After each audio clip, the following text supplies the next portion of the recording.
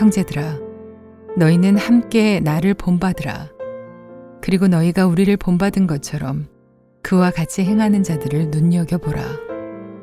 내가 여러 번 너희에게 말하였거니와 이제도 눈물을 흘리며 말하노니 여러 사람들이 그리스도의 십자가의 원수로 행하느니라. 그들의 마침은 멸망이요 그들의 신은 배요 그 영광은 그들의 부끄러움에 있고 땅의 일을 생각하는 자라. 그러나 우리의 시민권은 하늘에 있는지라.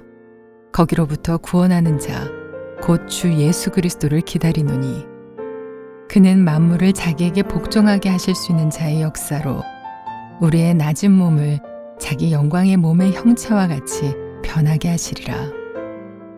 네, 고맙습니다. 우리 가슴에 손을 얹고 신앙을 고백과 함께 말씀을 나누겠습니다. 제가 먼저 고백하겠습니다.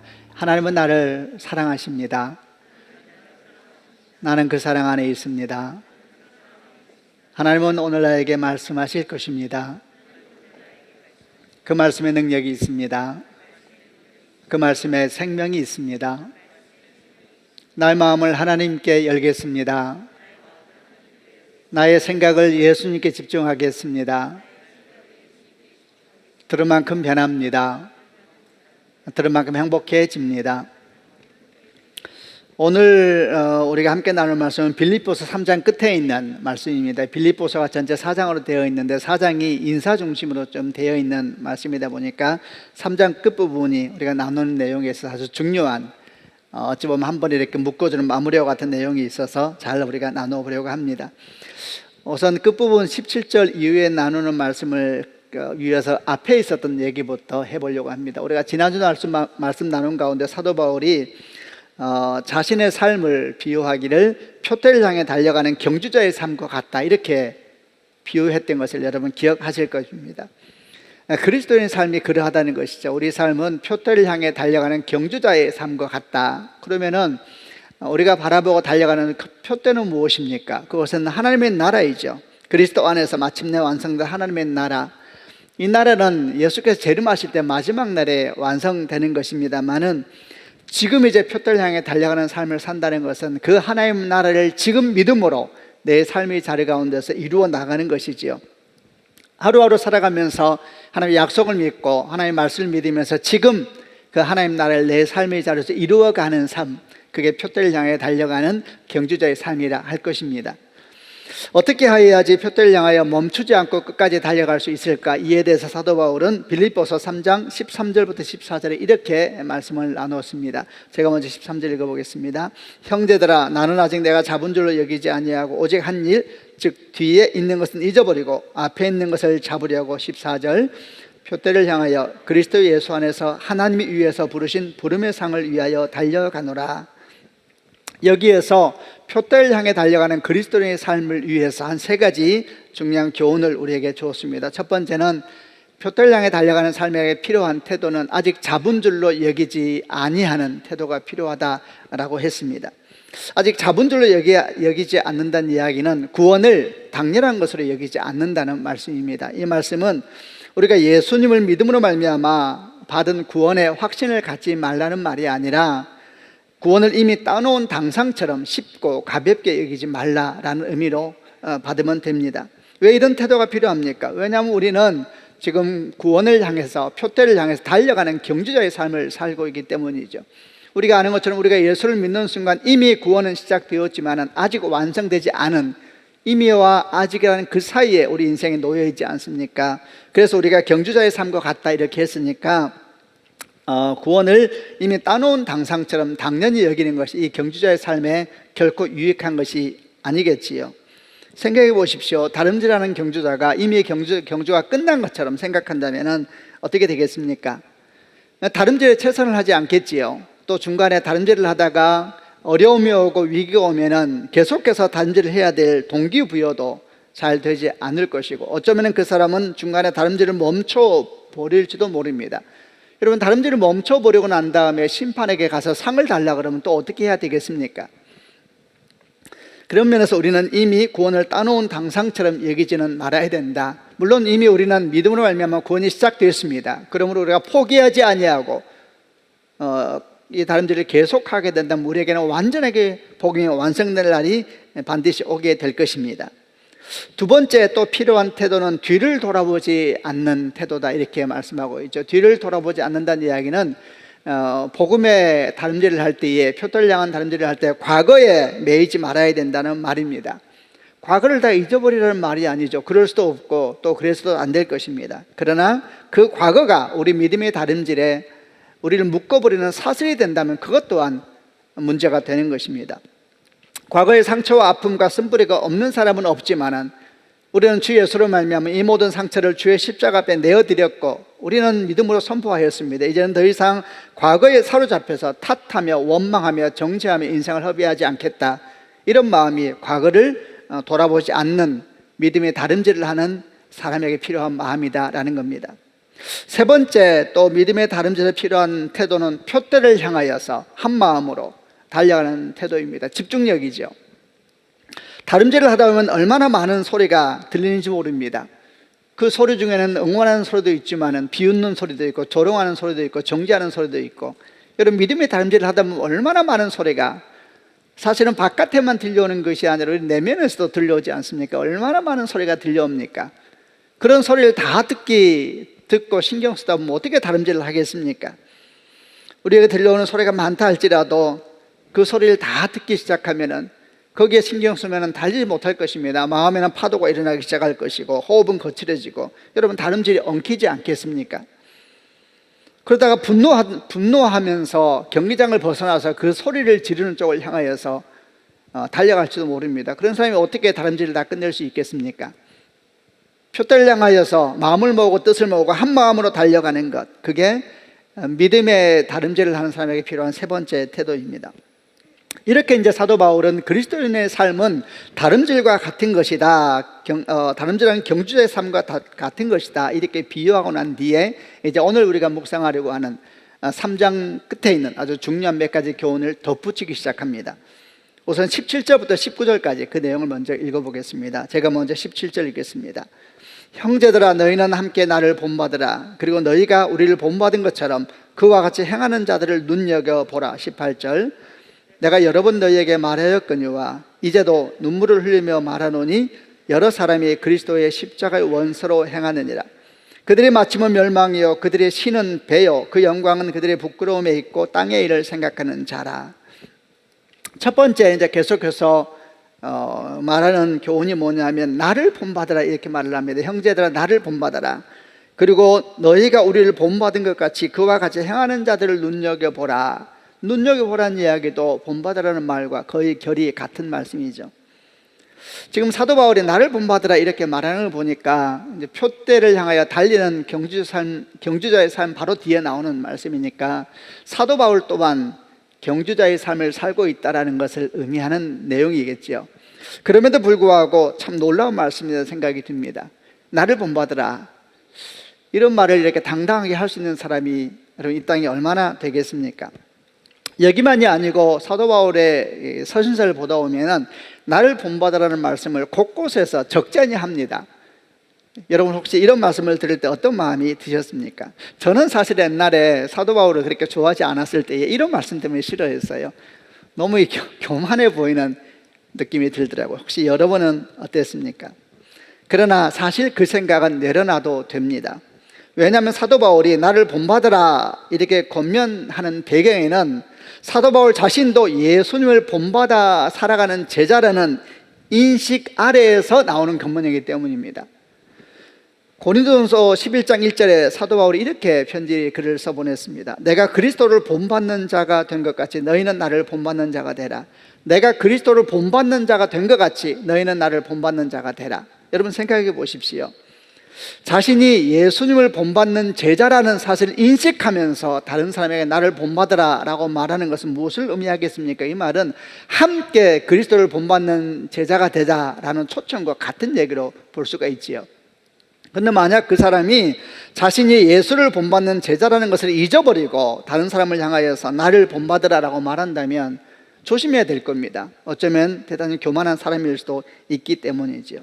사도 바울은 이것을 잘 인식하고 있습니다. 자기 삶이 예수를 본받아서 또 예수께서 마침내 이루어 주실 하나님 나라를 향한 표대를 향한 걸음에서 항상 주를 바라보고 주의 말씀을 바라보고 달려가는 자기 삶이다라는 분명한 인식 속에서 나를 본받으라 이렇게 말씀하고 있는 겁니다. 몇 군데 더 말씀을 보겠습니다. 고린도전서 4장 15절 16절에도 이렇게 말씀했습니다. 그리스도 안에서 1만 스승이 있으되 아버지는 많지 아니하니 그리스도 예수 안에서 내가 복음으로서 너희를 낳았습니다. 그러므로 내가 너희에게 권하노니 너희는 나를 본받는 자가 되라. 또 데살로니가 교회에도 이렇게 써보냈는데 이건 같이 한번 읽어보겠습니다. 데살로니가 전서 1장 5절부터 7절입니다. 제가 5절 읽겠습니다. 이는 우리 복음이 너희에게 말로만 이른 것이 아니라 또한 능력과 성령과 큰 확신으로 된 것임이라. 우리가 너희 가운데서 너희를 위하여 어떤 사람이 된 것은 너희가 아는 바와 같으니라. 6절 또 너희는 많은 환난 가운데서 성령의 기쁨으로 말씀을 받아 우리와 주를 본받은 자가 되었으니 그러므로 너희가 마게도냐와 아가야에 있는 모든 믿는 자의 본이 되었느니라. 지금 사도 바울이 말씀한 내용이 이런 겁니다. 데살로니가 교회 성도들이 사도 바울을 본받았는데 이제는 마게도냐와 아가야 지방의 성도들, 오늘날의 그리스 지방이죠. 그 지방에 있는 성도들이 너희들을 본받고 있구나 이렇게 이제 흘러가는 내용을 설명해 주죠. 선한 영향력이 이렇게 흘러가고 파도처럼 흘러가고 있는 그림입니다. 여러분, 우리는 우리가 원하든 원하지 않든 간에 누군가에게 영향을 주고 또 누군가에게 영향을 받는 삶을 살고 있습니다. 그렇지 않은 사람은 아무도 없지요. 부모님이라면 그의 자녀들에게 지대한 영향을 미치는 삶을 살고 있고 또 그의 자녀들도 부모에게 큰 영향을 미치고 있습니다. 직장에서도 마찬가지이고 교회에서도 마찬가지이고 모든 관계는 일방적인 것이 없지요. 서로 주고 영향을 받는 것입니다. 여러분, 그런 면에서 여러분 축복합니다. 우리가 언젠간 누구에게 나를 본받으라 권면할 수 있는 믿음의 사람이 되기를 주님의 이름으로 축원합니다. 그러나 사실 여러분 언뜻 생각해도 쉽지가 않지요. 우리 자신만을 주목하며 삶을 살 때에는 결코 우리가 그 말을 못할 것입니다. 그러나 사도 바울처럼 정말 우리가 전심으로 예수를 향하여 달려가고 그분을 닮기 위해서 애쓰고 노력한다면 우리는 정말 겸손한 마음으로 누군가를 향하여서 언젠가 우리 입으로 나를 본받으라 말할 날이 올 수도 있을 것입니다. 여러분, 그런 축복이 있기를 소망합니다. 혹시라도 우리가 그런 말을 못한다 할지라도 누군가 우리를 생각할 때에 우리를 바라보면서 우리를 본으로 삼는 그런 사람이 될 수 있기를 또한 축복합니다. 근데 성경을 보게 되면은 사실 그리스도인의 삶의 모습은 이래야 됩니다. 우리가 하나님의 대사라 그랬고 그리스도의 향기라 그랬으니까 어떤 모양이든 영향력을 미칠 때 선한 영향력을 미쳐야 되는 것은 그리스도인의 본질이고 어쩌면 사명이기도 하기 때문입니다. 이런 일을 생각할 때 특별히 부모님들을 생각하게 됐습니다. 우리가 누릴 수 있는 가장 큰 축복 중에 하나가 부모됨의 축복이 아닙니까? 자녀들은 부모의 뒷모습을 보며 자란다 그랬는데 부모들이 이것을 인식하든 인식하지 않든 이것은 모든 사람이 동의하는 사실입니다. 축복하기는 저는 여러분의 자녀가 언젠가 여러분을 생각하면서 우리 어머니는 이런 때는 이렇게 하셨어, 우리 아버지는 이럴 때 이렇게 하셨어, 이렇게 기억하면서 믿음의 길을 확인하고 점검하고 본받으며 살아갈 수 있는 그런 축복이 있기를 바랍니다. 우리가 다 소망하는 것처럼 우리가 우리 자녀들보다 먼저 이 땅을 떠나게 될 터인데 우리의 삶의 흔적이 남아서 우리 자녀에게 선한 영향력이 된다면 여러분, 우리가 천국에서 얼마나 기쁘겠습니까? 우리가 무슨 선한 영향력을 자녀들에게 또는 주변 사람들에게 흘려보낼 수 있을까 생각하면서 최근에 코로나19 상황에서 저도 그러하고 여러분도 질문도 하고 고민하는 한 가지 생각을 하게 되었습니다. 그것은 예배에 대한 것입니다. 그래서 우선 여러분 축복합니다. 저는 부모들도 그러하고 성도님들도 예배의 소중함을 자녀들에게 또 주변 사람에게 흘려보낼 수 있는 그런 사람이 되기를 바랍니다. 우리는 지금 코로나로 말미암아 현장 예배가 많은 어려움 가운데 부딪혀 있습니다. 특별히 우리처럼 학교에서 예배하는 교회는 더 많은 변수 가운데 노출되어 있습니다. 그래서 우리가 2월 달에 처음 현장 예배를 영상으로 전환해야 됐을 때 선포하기를 영상으로라도 함께 예배할 때 그걸 주일 성수라고 인정한다고 말씀드렸고 또 이렇게 우리가 예배를 하고 있습니다. 그러나 성도 여러분, 요즘에 많은 사람들이 실제로 이런 고민을 하더라고요. 이 코로나가 지나고 난 다음에 교회는 어떻게 될까? 과연 교회는 성도들이 함께 지금처럼 뜨겁게 모여서 예배하는 날이 올까? 아니면 다 흩어져 버릴까? 이렇게 말하는 내용을 듣곤 합니다. 저는 사실은 코로나 끝나도 다 모여서 예배할 것이라고 당연히 생각하는 목사입니다. 그럼에도 불구하고 많은 사람들이 그런 염려를 하는 것을 보면서, 그리고 그런 염려가 그리스도인들의 마음 가운데서도 흘러나오는 걸 보면서 이런저런 생각을 하게 됩니다. 우리가 지금 코로나 때문에 영상으로 예배를 하고 있지만 잊지 말아야 될 것은 이런 특별한 때에 특별한 예배 형태를 일반화시키면 안 됩니다. 영상 예배로 충분하다고 생각해서는 안 됩니다. 지금 우리가 한계 속에서 영상 예배를 드리고 있지만 항상 모여서 함께 예배하고 함께 찬양하고 함께 주 앞에 헌신하고 함께 삶을 훈련하는 교회됨에 대해서 우리는 사모하고 안타까워해야 되고 기도해야 될 줄로 믿습니다. 어쩌면 여러분 코로나 이후의 세대는 더 개인주의화되고 더 파편화되는 시대를 맞이하게 될지도 모르고 아마도 그럴 겁니다. 그러나 주의 몸된 교회는 히브리서에서 우리 가운데 권면하고 계시는 것처럼 서로 돌아보아 사랑과 선행을 격려하며 모이기를 폐하는 어떤 사람들의 습관과 같이 하지 말고 그날이 가까움을 볼수록 더욱 그리하자 그랬습니다. 그날이 가까움을 볼수록 주께서 오실 때가 되어 갈수록 더 그리하자. 그러므로 시대가 변하기 때문에 이제는 모일 것이 아니라 흩어져서 예배하는 것에 공예배를 말하는 것입니다. 좀 더 초점을 주었다는 생각은 사실 많이 돌아봐야 됩니다. 그날이 가까움을 볼수록 더욱더 우리가 함께 모여서 예배하자, 이웃을 돌아보고 함께 하나님 나라를 이루어가고 헌신하고 하는 일에 진력하자, 이렇게 말씀하고 있기 때문입니다. 저는 그래서 특별히 이것이 코로나 끝나고 난 다음에 해야 될 일이 아니라 지금부터 성도들이, 오늘 영상으로 예배하는 분들도 가정에서 이제 예배하는 분들이 많이 계실 터인데, 이렇게 예배하고 난 다음에 자녀들과 예배에 대해서 언젠가는 얘기를 나눴으면 좋겠어요. 이것이 일반화되면 안 됩니다. 오히려 이런 때에 예배 끝나고 나서 한 번씩 기도하면 얼마나 좋겠습니까? 우리가 빨리 모일 수 있게 도와주시고 정말 뜨겁게 찬양할 수 있게끔, 함께 모여 찬양할 때에 공동체 영이 흐릅니다. 그 가운데 역사는 하나님의 역사가 있거든요. 여러분 이것을 어떻게 사모해야 되겠죠. 사모하고 구하고. 여러분 그럴 때에 이렇게 영상 속에서 드리는 예배에도 기름 부음이 임하는 것입니다. 그런 사모함 속에서 예배하고 그것이 선한 영향력에 대해서 자녀들에게 흘러가고 또 주변에 흘러갈 수 있는 그런 역사가 있기를 소망해 봅니다.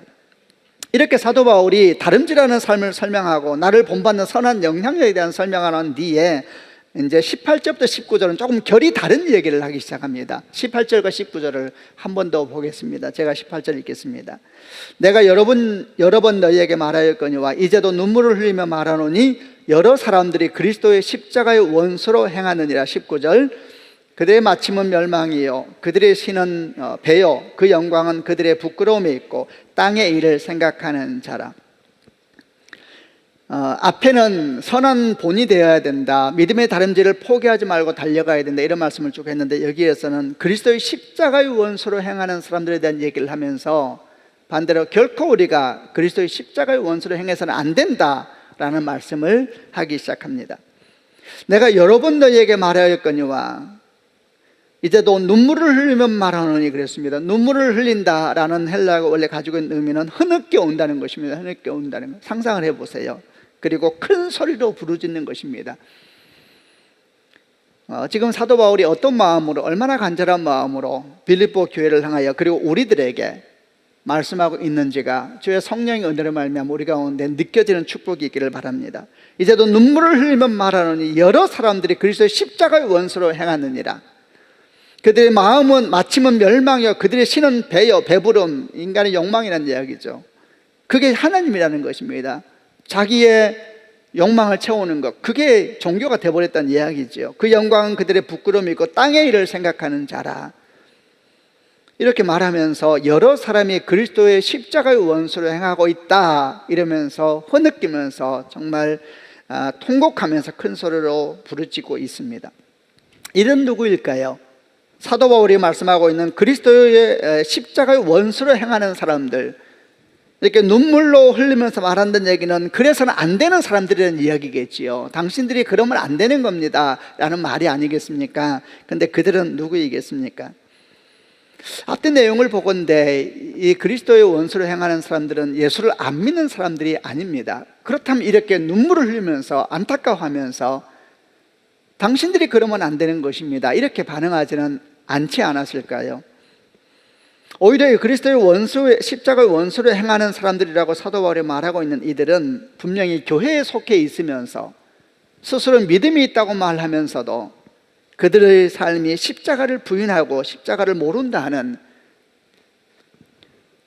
교회에 속해 있고 믿음이 있다고 생각하면서도 십자가 원수를 행하는 그런 사람들을 말하는 것이다라고 보는 것이 흐름상 맞는 것 같습니다. 여러분, 어떤 사람들일까요? 한 세 부류를 생각해 볼 수가 있습니다.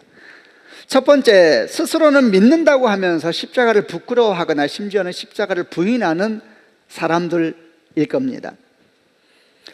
예수를 믿는다고 하면서 십자가를 부끄러워하거나 십자가를 부인하는 사람들이 교회에 있단 말인가? 예, 여러분, 역사적으로 있었습니다. 역사만 그런 것이 아니죠. 지금도 마찬가지입니다. 우선 초대교회의 영지주의자들이 그랬습니다. 그들은 거룩하신 하나님께서 육체로 오셨다는 것을 받아들일 수가 없었습니다. 그들은 육은 악하다고 보았거든요. 하나님께서 몸을 입으시고 예수로 이 땅에 오셔 십자가를 진다는 것은 그들의 이해 속에는 있을 수가 없었습니다. 그래서 어떻게 이해했느냐? 십자가는 환상 같은 것이다, 이렇게 생각했습니다. 그들만 아닙니다. 교회 역사에서 예수를 믿는다고 말하면서도 십자가를 불편해하고 거부하는 사람들은 항상 있어 왔습니다. 이들이 좋아하는 것은 부활의 영광이었습니다. 사실 그들은 어떻게 하든지 십자가 없는 영광을 꿈꾸었던 사람들입니다. 지금도 이런 신앙은 교회에 있는데 그것도 적은 모습이 아니라 큰 모습으로 교회에 자리하고 있습니다. 보통 신학적으로 이들의 신앙을 영광의 신학이라고 합니다. 이들은 보통 뭐라고 말을 합니까? 하나님은 성도가 가난하게 사는 것을 기뻐하지 않으신다. 그리스도인들이 세상에서 성공을 통해 하나님께 영광을 돌려야 한다, 이렇게 말하지요. 이 말은 언뜻 들으면 틀린 말도 아닌 것 같습니다. 왜냐하면 어느 부모가 자식이 고생하고 또 가난하게 사는 것을 기뻐하겠습니까?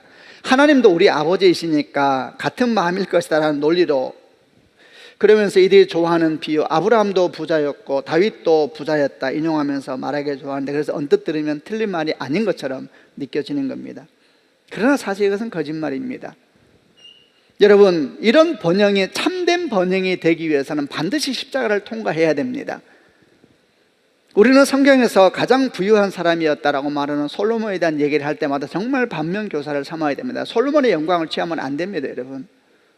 솔로몬은 큰 부자에서 결국 마지막에 그 부유함이 그의 인생에 큰 장벽이 되었고 우상 숭배의 길로 나아가게 하지 않았습니까? 그런데 제가 보니까 얼마나 많은 그리스도인들이 자기 삶의 솔로몬의 영광이요, 자식의 솔로몬의 영광을 받기를 원하는 마음이 많은지 모릅니다. 하나님은 우리에게 복을 주시는 분이십니다. 저는 거기에 동의합니다. 그분은 우리 아버지이십니다. 그러나 여러분, 하나님께서 우리에게 뭘 주실 때 그것이 참된 복이 되기 위해서는 반드시 십자가를 지나야 합니다. 하나님이 주신 축복이 진짜 축복으로 우리에게 오시는 것은 반드시 좁은 길, 낮은 길, 가난한 길, 십자가의 길을 지나서 올 때에 하나님의 복은 참된 복이 되는 겁니다. 예수께서 십자가에 달리셨을 때에 얼마나 많은 사람들이 십자가 아래에서 조롱하면서 이렇게 말을 했습니까? 비웃으면서 조롱하면서 이렇게 말했죠. 십자가에서 내려와라, 그리하면 믿겠노라. 저는 그 장면을 생각할 때마다 나 같으면 한번 내려갔다 올라갔을 것 같아요. 십자가에서 내려오라, 그리하면 믿겠노라. 이게 사탄의 음성입니다. 우리 주님은 거기에 어떤 기도 기울이지 아니하셨죠. 오직 그분은 하나님만 바라보았습니다. 고통 가운데서 주를 바라보면서 나의 하나님, 나의 하나님 부르짖을 때에 하나님께서 마침내 그를 십자가를 통과하게 하시고 부활의 영광에 참여하게 하셔서 우리로 하여금 그 길을 걸어올 수 있도록 생명의 주가 되시지 않으셨습니까? 두 번째, 십자가 원수를 행한 이들은 누구입니까? 그들은 입으로는 십자가를 믿는다고 하면서도 삶으로는 십자가를 부인하는 사람들입니다. 중세 교회가 그랬었습니다. 그들은 주님의 십자가를 자랑하면서 정작 그 십자가를 금과 은과 보석으로 장식하여서 높이 들고 자신들의 높음과 위대함을 증명하는 도구로 삼았습니다. 그들은 주님의 겸손의 십자가와 고난의 십자가를 땅에 묻어버리고 세상 영광의 십자가, 세상 자랑의 십자가로 바꿔버렸습니다. 저는 지금도 캐톨릭에서 이렇게 높이 십자가를 들고 뒤에 사람들이 걸어나온 걸 보면은 도대체 무엇을 하는가 생각할 때가 있습니다. 여러분, 그러나 우리는 어떻습니까?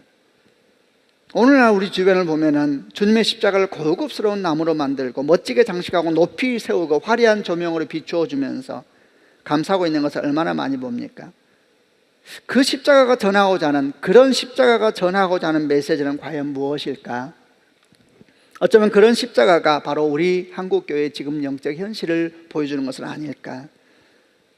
우리도 마찬가지이지요. 입으로는 자기 부인의 십자가, 자기 희생의 십자가, 오직 은혜의 십자가를 말하면서도 정작 그 삶은 자기 중심의 삶이요, 자기 주장의 삶이요, 자기 영광의 삶을 살고 있지는 않은 것인지, 여러분도 그러하고 저도 그러하고 정말 사도 바울의 통곡 소리를 들으면서 돌아보지 않을 수가 없습니다. 마지막으로 또 한 가지 십자가의 원수로 행하는 자들이 있습니다. 이들은 누구입니까? 이들은 십자가를 믿는다고 말하면서 십자가의 완전성을 부인하는 사람들입니다. 초대교회 유대 율법주의자들이 그랬습니다. 그들은 십자가의 복음만으로 부족하다고 생각하면서 거기에 율법을 더했습니다. 사도 바울은 이들에 대해서 다른 예수, 다른 영, 다른 복음을 전한다 그랬는데 현대의 많은 이단들이 사실 이 길을 갖고 있습니다. 그러나 이단까지 가지 않더라도 그냥 또 우리 자신들의 삶을 돌아보게 됩니다. 우리는 십자가의 완전성을 믿고 있습니까? 여러분, 십자가는 참으로 하나님의 신비요, 하나님의 은총입니다. 예수께서 십자가를 못 박혀 죽으시고 3일 만에 부활하셨을 때에 사탄은 결정적으로 그의 권세를 빼앗겨버리고 말았는데 그 권세는 바로 죽음의 권세였습니다. 고린도전서 15장 55절부터 57절에 사도 바울이 이렇게 크게 외친 적이 있었습니다. 55절 말씀을 제가 먼저 읽어보겠습니다. 사망아 너희 승리가 어디 있느냐? 사망아 네가 쏘는 것이 어디 있느냐? 56절, 사망이 쏘는 것은 죄요, 죄의 권능은 율법이라. 57절 같이 읽겠습니다.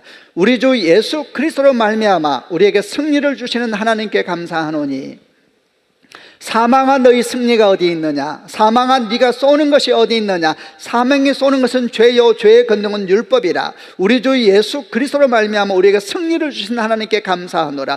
여기서 말한 우리 주 예수 그리스도가 십자가에 달리신 예수 그리스도를 의미하는 겁니다.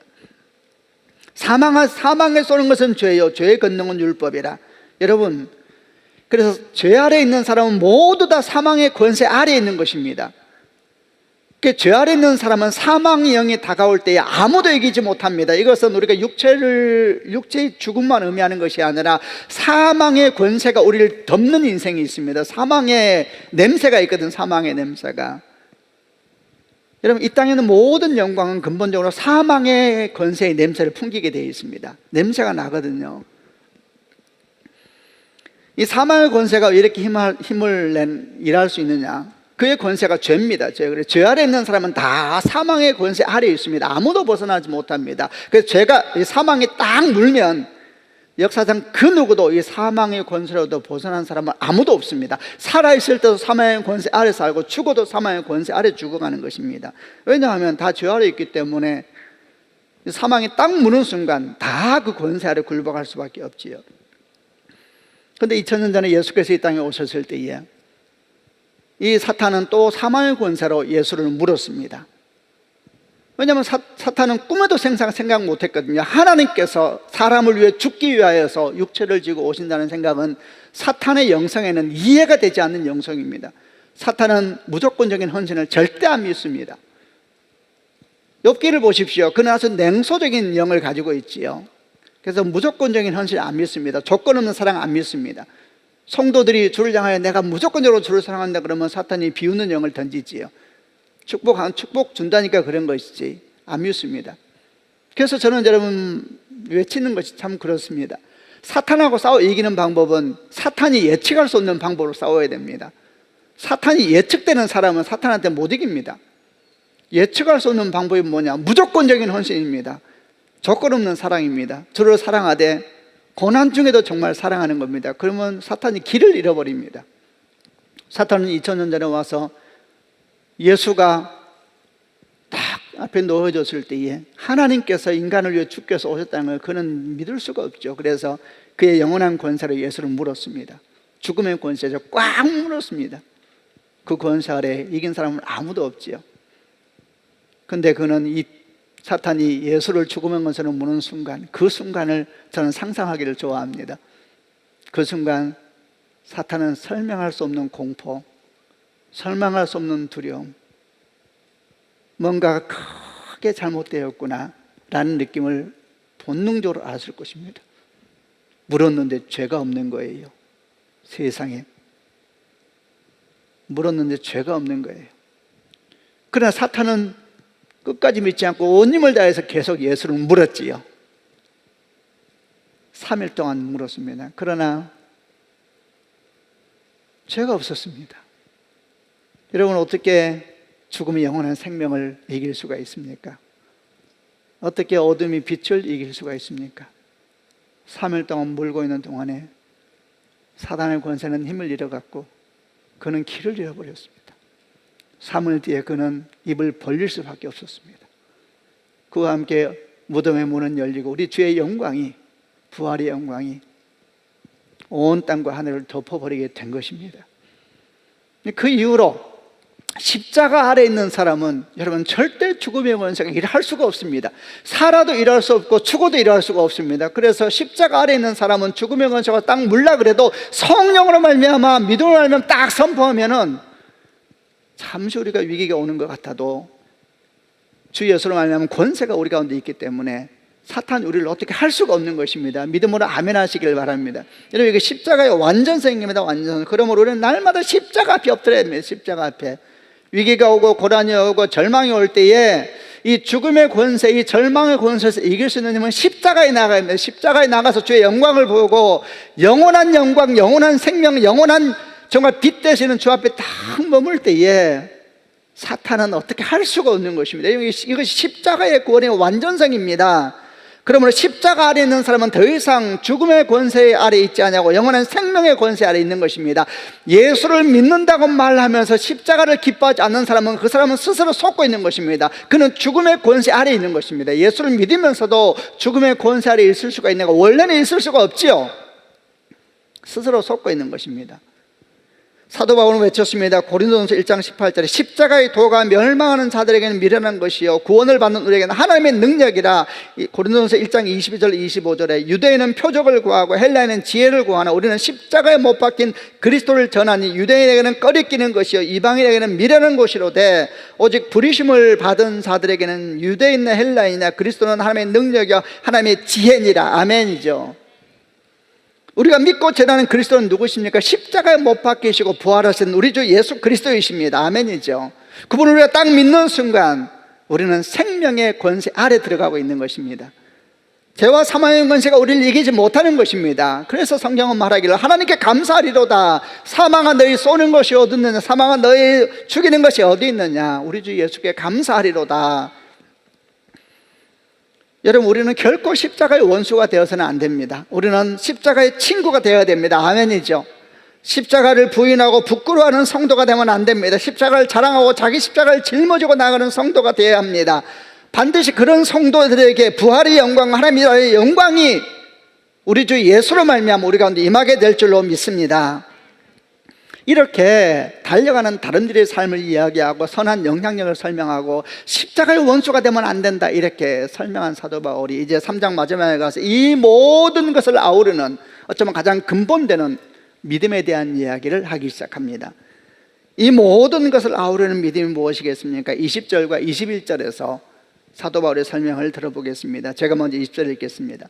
그러나 우리의 시민권은 하늘에 있는지라 거기로부터 구원하는 자 곧 예수 그리스도를 기다리노니. 21절 그런 만물을 자기에게 복종하게 하실 수 있는 자의 역사로 우리의 낮은 몸을 자기 영광의 몸의 형체와 같이 변하게 하시리라. 우리의 시민권이 하늘에 있다 이렇게 말해요. 우리의 시민권이 하늘에 있다. 그리고 우리는 그 하늘로부터 오는 예수를 기다리고 있다. 예수의 재림을 기다린다는 이야기입니다. 그리고 주께서 우리 가운데 오실 때 우리는 어떻게 되는가? 주의 영광처럼 우리도 영광스럽게 변화되게 될 것이다. 육체가 변화된다는 이야기입니다. 예수의 영광의 육체는 어떤 육체인가? 성경에 우리가 단서로 볼 수 있는 건 부활한 주의 육체입니다. 부활한 주의 육체. 여러분, 우리가 그렇게 영광스럽게 변하게 될 것이다. 우리의 표대가, 우리가 달려가는 표대가 우리 삶에서 완전하게 이루어지게 될 것이다. 이 말씀을 하고 있는 겁니다. 이런 믿음, 나는 하나님 나라의 시민이다. 그리고 예수께서 오실 것이고 주께서 오실 때 나는 주의 영광의 모습으로 나도 변화되게 될 것이다. 이런 모습이 오늘 우리 삶에서 표대를 향하여 달려가는 신앙인의 삶을 살게 하는 것입니다. 여러분, 우리는 하늘나라의 시민입니다. 아멘 하시길 바랍니다. 특별히 오늘 성경은 우리 시민권이 하늘에 있다라고 현재형을 쓰므로 말미암아 장차 하나님의 나라가 임할 때 우리가 시민권을 얻게 된다는 것이 아니라 지금 이미 우리는 하나님의 시민이 되었다, 하늘나라의 시민이 되었다 이렇게 말씀하고 있습니다. 에베소 2장 19절 그러므로 이제부터 너희는 외인도 아니요 나그네도 아니요 오직 성도와 동일한 시민이요 하나님의 권세이라. 이제부터 언제입니까? 예수를 주로 영접할 때부터. 에베소 2장 4절 6절 말씀에 긍휼이 풍성하신 하나님 우리를 사랑하신 그 큰 사랑을 인하여 허물로 죽은 우리를 그리스도와 함께 살리셨고 또 함께 일으키사 그리스도 예수 안에서 함께 하늘에 앉히시니. 모두 완료형을 쓰죠. 그리스도와 함께 살리셨고 그리스도와 함께 일으키셨고 그리스도와 함께 하늘에 앉히셨다. 완료형을 쓰고 있습니다. 그러니까 성경 말씀에 의하면 이렇게 말씀하고 있는 겁니다. 우리들은 그리스도인은 지금 예수님과 함께 하늘에 앉아 있습니다. 대단히 이해가 안 되는 말씀이죠. 내가 지금 이렇게 시퍼렇게 여기 지금 있는데 근데 어떻게 내가 그리스도와 함께 하늘 보좌에 앉아있다는 이야기인가? 이 말씀을 의미하는 것은 우리 삶의 근본적이고 아주 결정적인 변화가 이미 일어났다는 이야기입니다. 우리 호적이 바뀐 겁니다. 호적이 근본이 바뀐 겁니다. 근본이. 그분이 우리 고향이에요. 그 자리가 우리 자리입니다. 근본이 바뀐 것입니다. 국적이 바뀌고 우리 통치자가 바뀌고 우리를 다스리는 법이 바뀐 것입니다. 우리가 이 사실을 분명히 믿고 살아야 되는 것입니다. 그럼 우리의 지금 삶을 어떻게 설명할 수 있는가요? 우리는 잠시 파송받은 하나님의 대사입니다. 대사. 우리는 잠시 파송받은 하나님의 대사입니다. 하나님의 대사. 하나님의 법의 통치를 받아야 됩니다. 여러분, 하나님의 대사는 하나님의 법의 통치를 받는 겁니다. 대사관은 그 주재국의 법의 통치를 받지 않지 않습니까? 그 나라의 원래 나라의 법의 통치를 받잖아요. 우리는 하나님의 대사입니다. 그래서 하나님의 법의 통치를 받아야 되는 것입니다. 우리가 하나님의 법의 통치를 받지 아니하고 이 우리가 거주하고 주재하고 있는 이 땅의 법의 통치를 받으면 어떻게 되는가? 반역자입니다. 반역자. 좀 센가요 표현이? 반역자입니다. 반역자. 우리는 하나님의 나라에서 이 땅에 파견받은 대사입니다. 대사. 그것만이 아닙니다. 우리는 마침내 하나님의 나라가 우리 가운데 임하는 것을 믿어야 합니다. 그것이 계시록 21장에는 새 하늘과 새 땅이 이루어지는 것이고 거룩한 성 새 예루살렘이 하늘에서부터 내려온다 그랬습니다. 내려온다 그랬습니다. 그리고 바로 그때 마지막 나팔 소리와 함께 여러분과 저는 호련히 변화되어서 새로운 형체를 입어서 그리고 공중에 끌어올려져서 공중에서 주를 영접하게 될 것이다. 휴거에 대한 말씀이죠. 고린도전서 15장 51절부터 54절까지 한번 읽어보겠습니다. 제가 51절 읽겠습니다. 보라, 내가 너희에게 비밀을 말하노니 우리가 다 잠잘 것이 아니요 마지막 날 나팔에 순식간에 호련히 다 변화되리니. 52절 나팔 소리가 나매 죽은 자들이 썩지 아니할 것으로 다시 살아나고 우리도 변화되리라. 이 썩을 것이 반드시 썩지 아니할 것을 입겠고 이 죽을 것이 죽지 아니함을 입으리로다. 54절 이 썩을 것이 썩지 아니함을 입고 이 죽을 것이 죽지 아니함을 입을 때에는 사망을 삼키고 이기리라고 이렇게 말씀이 이루어지리라. 이 썩을 것이 뭡니까? 육체입니다. 육체. 이 땅입니다. 이 썩을 것이 썩지 않을 것으로 변화된다는 겁니다. 우리 육체가 믿으시길 바랍니다. 우리 육체가 예수의 영광의 육체로 변화될 때 그때 사망을 삼키고 이기리라고 이렇게 말씀이 이루어지리라. 십자가는 완성되는 것입니다. 완전하게 이제는 그야말로 표적으로 향해 달리는 삶이 그 경기가 끝나는 것이죠. 여러분, 이 사실을 믿을 때 우리는 하늘나라의 시민이다, 이 땅으로 파송되어 있는 대사이다 라는 사실과 주께서 오실 것이며 그때 우리는 하나님 예수의 영광처럼 변할 것이다. 혹시 여러분 가운데 주께서 오실 때에 우리가 그의 영광으로 변할 것이라는 이야기가 엄청난 미래처럼 느껴지는 분이 있다면 착각하는 것입니다. 우리 중에는 어쩌면 우리가 살아있을 때 주께서 재림 안 하실 수도 있습니다. 그러나 생각해 보십시오. 우리가 죽음이라는 문을 통과하는 순간 시간도 멈춥니다. 시간은 더 이상 의미가 없습니다. 사실 우리는 죽자마자 주의 재림을 본다고 생각해도 됩니다. 시간 자체가 없어져 버립니다. 의미가 없습니다. 굉장히 먼 미래가 아닙니다. 수백 년 뒤에 주께서 재림하시겠지. 아닙니다, 여러분. 우리가 이 땅에 사는 순간 그 시간이 끝나면 바로 재림의 역사는 일어난다고 받으면 됩니다. 지금 우리가 대화가 되고 있습니까? 이 사실을 믿을 때 우리는 어떻게 살아야 되겠습니까? 여러분, 재림이 먼 것은 아닙니다. 주의 영광이 멀지 않습니다. 우리는 하나님 나라의 시민입니다. 이 사실을 믿을 때 우리는 오늘을 어떻게 살아야 되겠습니까? 오늘을 어떻게 살아야 되겠습니까? 그날을 준비하면 살아야 되지 않겠습니까? 그날을. 언젠가 영상을 하나 보는데 요즘에 은퇴 후에 대한 염려가 너무 많다는 거예요, 사람들이. 그러면서 어떤 분이 강의를 하는데 한번 들어봐서 이렇게 말하더라고요. 재수 없으면 120살까지 살게 된대요. 재수 없으면 이렇게 말했어요. 그 말이 굉장히 강하더라고요. 이게 무슨 뜻이냐면 준비 없이 은퇴를 맞이하면, 재수 없으면 똑같은 말이에요. 준비 없이 은퇴를 맞이하게 되면은 아주 어려운 시간이 될 수도 있다는 얘기를 하는 거죠. 여러분, 그 말씀을 들을 때 저는 무엇이 생각났겠습니까? 여러분, 100년, 120년 산다 하더라도 몇십 년이지요. 근데 여러분, 준비 없이 부활을 맞이하면 어떻게 될까요? 그 몇십 년 때문에 준비하지 못하면 아주 참 어려운 시간이 될 것이다 말을 했는데, 우리가 준비 없이 영원한 부활의 시간을 맞이하면 어떻게 될까요? 한번 생각해 봐야 되지 않겠을까요? 그래서 사람들은 이제 준비 없는 은퇴호를 맞이하지 않기 위해서 얼마나 난립니까? 여러분, 그렇다면 우리는 어떻게 살아야 됩니까? 우리도 부활을 준비해야 되지 않겠습니까? 하나님 나라를 준비해야 되지 않겠습니까? 어떻게 생각하세요, 여러분? 어떻게 해야지 준비할 수 있을까요? 그게 우리가 처음 말씀했던 말씀으로 돌아가는 것입니다. 믿음의 다름질을 힘차게 하시는 것입니다. 믿음의 경주를 하는 것입니다. 오늘도 표대를 향하여서 하나님 나라가 지금 내게 이루어진 걸 믿고 그 약속을 오늘 붙잡으면서 오늘 달려가는 것입니다. 과거에 매이지 말고, 내가 이미 붙잡았다 말하지 말고 표대를 향하여서 영향력 있는 삶을 살며 십자가의 친구가 되고 달려가게 되면, 여러분, 그것이 부활을 준비하는 사람, 예수님의 다시 오심을 준비하는 사람, 그 사람이 되는 것입니다. 그리고 주께서 오실 때 우리는 얼마나 영광스럽게 그날 맞이하겠습니까? 여러분, 축복합니다. 우리가 이 땅을 떠나 정말 영광스럽게 주를 맞이할 수 있는 성도로 우리가 마음껏 다름질하고 주 앞에 나아가게 되는 그런 성도가 되기를 주 예수 그리스도 이름으로 축원합니다. 아멘. 같이 기도하겠습니다. 가슴에 한번 다 손을 얹어보시길 바랍니다. 여러분, 오늘 말씀 가운데 여러분에게 다가왔던 말씀이 무엇입니까? 하나님께서 주신 말씀, 여러분 마음을 불편하게 만들었든지 설레게 만들었든지, 여러분 마음 가운데 새로운 깨달음을 주었든지 아니면 새로운 도전을 주었든지, 그 말씀을 지금 생각하십시오.